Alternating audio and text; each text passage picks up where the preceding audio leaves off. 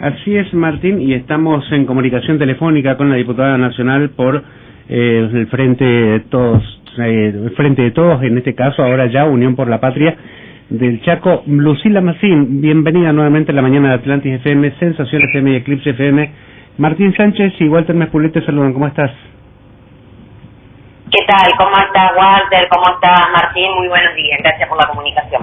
Bien, Lucila, sabemos que estás en estos días con una agenda bastante cargadita, digamos, en lo que tiene que ver con la actividad política, debido a que ya empezaste a transitar estos últimos tiempos, digamos, en tu campaña a lo que tiene que ver un cargo en nuestra provincia, dejando un poco ya lo que es la legislatura nacional, ¿no?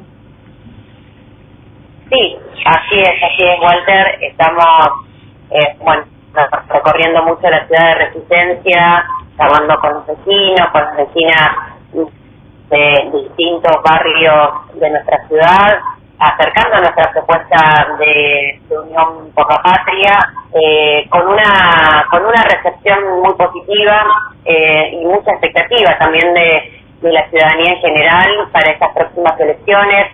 Nosotros enfocamos también en la posibilidad y en la importancia de que nuestra ciudadanía pueda ejercer su derecho ciudadano, civil, de ir a votar, de ir a elegir, y sobre todo también reconociendo la importancia de elección tras elección. Recordemos que este año vamos a tener, o al menos en la ciudad de Resistencia, elecciones hasta el mes de noviembre, por lo tanto digo, mes a mes vamos a tener una elección tanto nacional, provincial como local, y con eso digo también nos permite tener un mayor acercamiento a cada uno de los vecinos y reforzar, ¿no?, la presencia territorial para poder charlar respecto a qué proyectos políticos tienen que elegir y deben elegir en este próximo 13 de agosto, y la verdad que bueno, reforzamos también sobre la idea de poder sostener un proyecto político que revaloriza, ¿no?, la presencia del Estado, el Estado como garante también de cada una de las políticas públicas.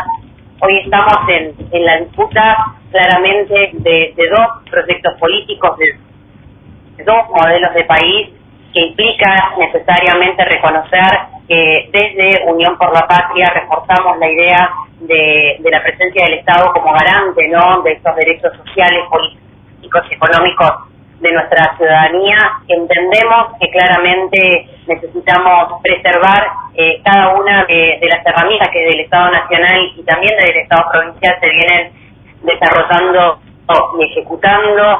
Estamos hablando de la importancia de sostener la educación pública, ¿no?, frente a aquellos que plantean que es necesario privatizarla, ¿no?, y por lo tanto quedan afuera un montón de pibes y de pibas a lo largo y a lo ancho de nuestro país, fuera del sistema educativo y fuera de las oportunidades que el Estado debe garantizar para el crecimiento y el desarrollo. Pero además también sostener que es necesario que cada una de las políticas de subsidio al transporte, a las tarifas energéticas, también es necesario poder darle continuidad a estas políticas públicas, en detrimento de aquellos que, particularmente, ¿no?, Juntos por el Cambio o la Libertad Avanza, sostiene que el Estado debe retirarse porque cada quien tiene que pagar lo que corresponde. Entonces me parece que, sosteniendo esto, sin lugar a dudas que nos enfrentamos a dos modelos de país que claramente uno sostiene que la privatización es la salida para quitar el Estado y sobre todo para impulsar políticas públicas, y nosotros creemos definitivamente que donde hay una necesidad hay un derecho y que por lo tanto el Estado tiene que ser interventor directamente para garantizar cada una de esas políticas públicas. Así que bueno, con mucha territorialidad, con mucha caminata, acercamiento a cada uno de nuestros vecinos para que este próximo 13 de agosto podamos tener un triunfo contundente. Lucila, ¿qué tal? Buen día. Martín Sánchez te saluda. ¿Qué tal, Martín? ¿Cómo estás? Buenos días. Preguntarte básicamente o tácitamente lo que estás hablando vos cuando decís que este modelo de país que busca de alguna manera primero la concentración de los capitales privados, y también hablas obviamente en referencia a la oposición de Juntos por el Cambio en la privatización del sistema de educación. Yo particularmente no he leído nada hasta ahora de alguna de las ofertas de estos dos candidatos, pero no sé a dónde sacan ustedes la versión que se quiera privatizar la educación cuando la educación se quiere fortalecer en realidad en el sistema público, Lucila. Bueno, a mí me parece, Martín, que digo a los hechos nos remitimos y digo, y a la historia reciente también nos remitimos cuando ellos han manifestado, digo, desde el año 2015 al 2019 que no era necesario seguir creando universidades,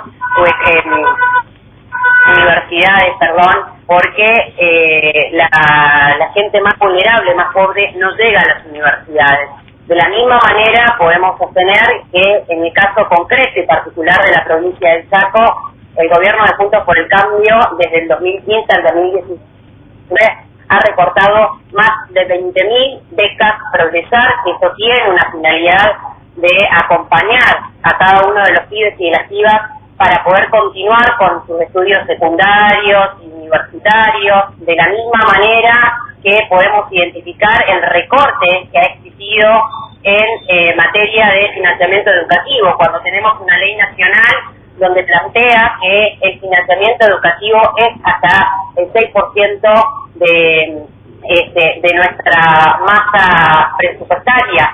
Podemos tener hechos que claramente en nuestra historia reciente, Martín, que tienen hacia la educación pública, como también podría mencionarse el desmantelamiento que ha sufrido el programa Conectar Igualdad, que ha sido una política de envergadura no solo para Latinoamérica, respecto al acceso a las tecnologías, a ayudar las brechas digitales para un montón de pibes, incluso de la educación.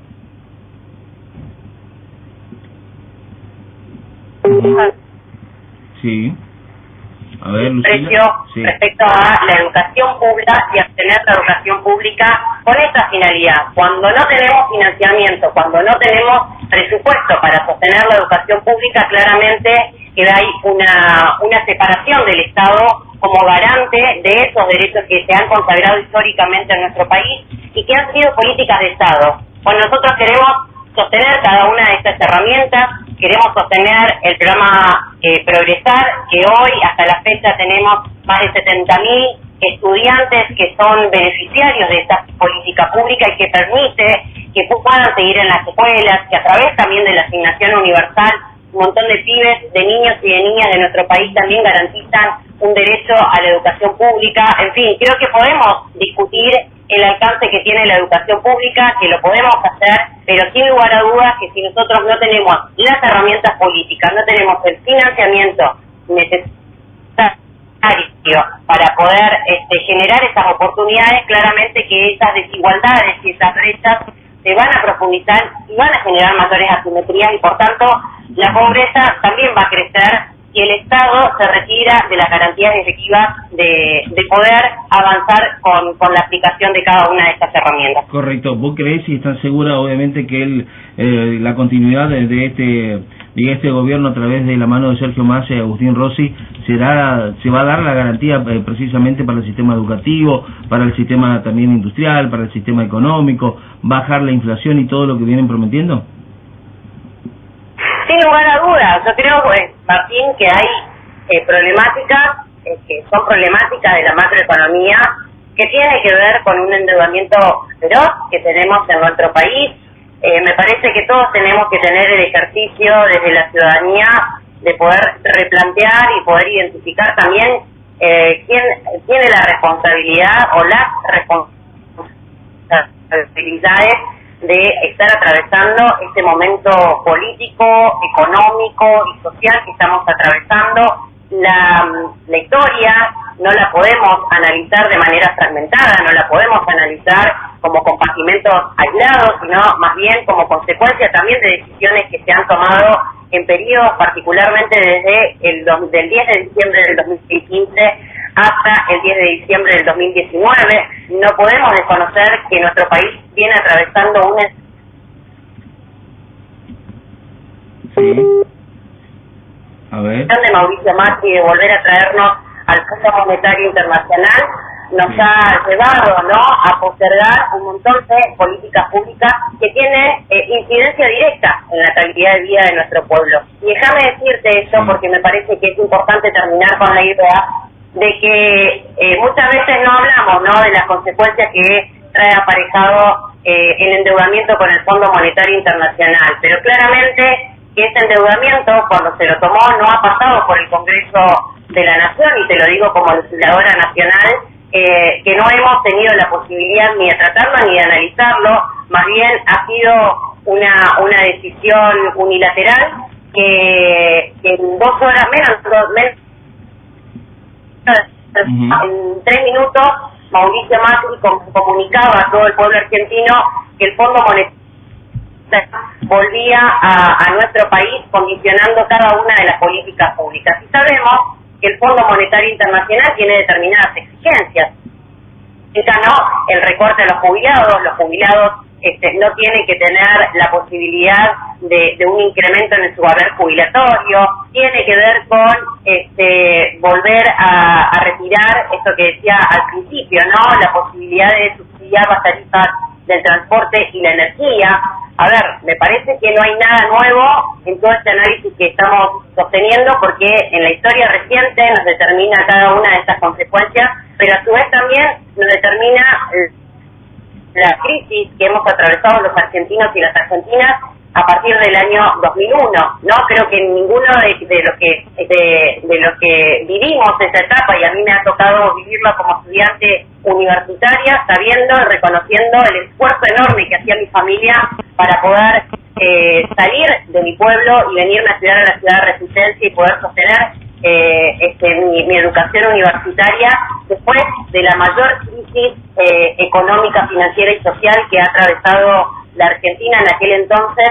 Sabemos que aquellos que hoy vienen a sostener que quieren plantearse del lugar del cambio para nuestro país han sido los mismos que, por ejemplo, en el caso de Patricia Bullrich, ha sido ministra de Trabajo en aquel entonces, en el 2001, y ha recortado a los trabajadores más del 13% de su salario. Podemos saber que Larreta ha estado al frente del PAMI, y producto de eso, del endeudamiento feroz que ha tenido el PAMI, nuestro máster, podemos llamar Favaloro, que ha sido eminencia en la medicina argentina, se ha quitado la vida producto de este ajuste feroz y de la imposibilidad del pago que el PAMI debía hacerlo en su fundación y en su institución. Bueno, son políticas que claramente marcan que aquellas personas que hoy vienen a identificar que son el cambio, la verdad que hoy se maquillan y utilizan algunos eufemismos para sostener que son el cambio, y la verdad que muy bien, el pasado y claramente son el ajuste. Correcto, Lucila. Bueno, muchísimas gracias, Lucila, por estas expresiones. Los tendremos obviamente siempre en cuenta, y bueno, de ya contar con los micrófonos de Contacto Inicial y Radio Atlantis para definir tu candidatura como concejal, ¿sí? A disposición. Muchísimas gracias por la comunicación. Tengan buena semana. Hasta luego. Hasta luego.